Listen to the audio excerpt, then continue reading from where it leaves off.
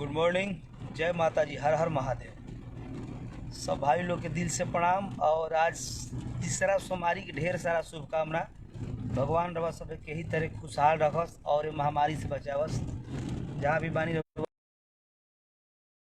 ये भोलेनाथ से हम विनती निहोरा करब कि तीसरा सोमवारी सावन के आज है और जे भी भक्त लोग बा बाबा के सबके बाबा मन के मनोकामना पूरा करस।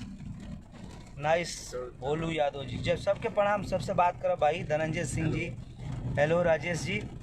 आज तीसरा सोमवारी है तो आप सबसे एगो रिक्वेस्ट बा कि लिंक के पहले आप सब ज़्यादा से ज़्यादा शेयर करो।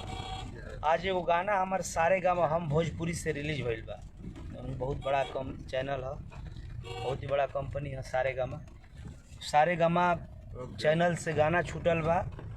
जौन गाना के सबसे पहले music director plus music arranger में बहुत ही पूरे भोजपुरी के एगो भाई धरोहर बड़े आर्या शर्मा जी, जौन आज 1 साल से 1.5 साल हो गावत भाई के साथे।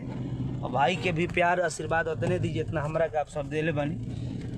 और भाई ही वीडियो बनौले बड़े, वीडियो डायरेक्ट कैले बड़े उनमें आर्या शर्मा जी। और मनोज वरुण के वो कोरियोग्राफर बा। और कृष्णा भैया के गीत बा। सारे गामा हमसे सोनू जायसवाल जी, सब भाई लोग शेयर करब। तो चाहब कि आप सबके एक बार वो गाना हम सुनाई। सनी सिंह राजपूत, बम भोले, हर हर महादेव। बजाई सोनू जी।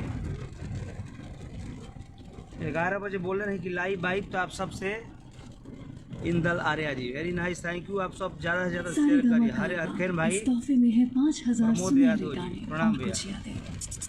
एक वीडियो बहुत ही कुछ अलग बनल भाई गाना के, डायरेक्ट वीडियो छूटल बा।